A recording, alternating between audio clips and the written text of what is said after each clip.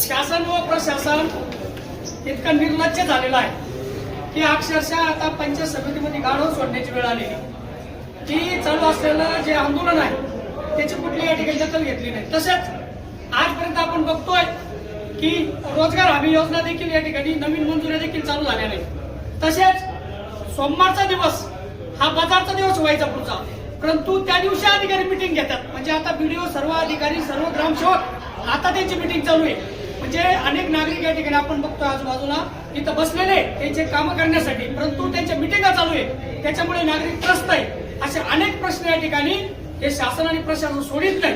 त्याच्यामुळे या ठिकाणी आंदोलन त्रस्त होऊन आज या ठिकाणी त्यांनी गाढवा पंचायत समितीमध्ये आणलेलं आहे. म्हणजे याचा एकच उद्देश आहे की शासन आणि प्रशासन गाढवागत झालेलं आहे आणि म्हणून हे गाढवा या ठिकाणी पंचायत समितीमध्ये आणलेले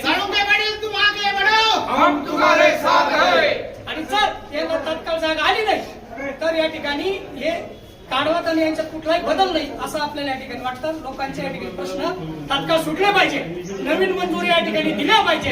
आणि आतापर्यंत शेतकऱ्यांनी स्वतःच्या विहिरी खोदल्या, शेततळे खोदले, परंतु एकाचंही बिल या ठिकाणी आतापर्यंत पडलेलं नाही.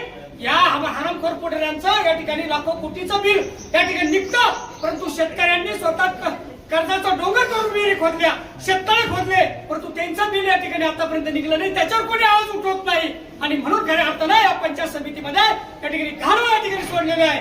येणाऱ्या काळामध्ये जर शेतकऱ्यांना न्याय मिळाला नाही, ज्या जमिनीला जर न्याय मिळाला नाही आणि या आंदोलनकर्त्याच्या या ठिकाणी जर दखल घेतली नाही तर या ठिकाणी जसे आज या पंचायत समितीवर जसे गाढवा आणले तसे ह्या गाढवा जेव्हा हे सत्ताधारी आणि या अधिकारी जेव्हा रोडवर येतील तेव्हा ह्या गाढवामध्ये या ठिकाणी रोडवरती या ठिकाणी ठोकल्या जाईल असं या ठिकाणी आवाहन करतो. थांबतो.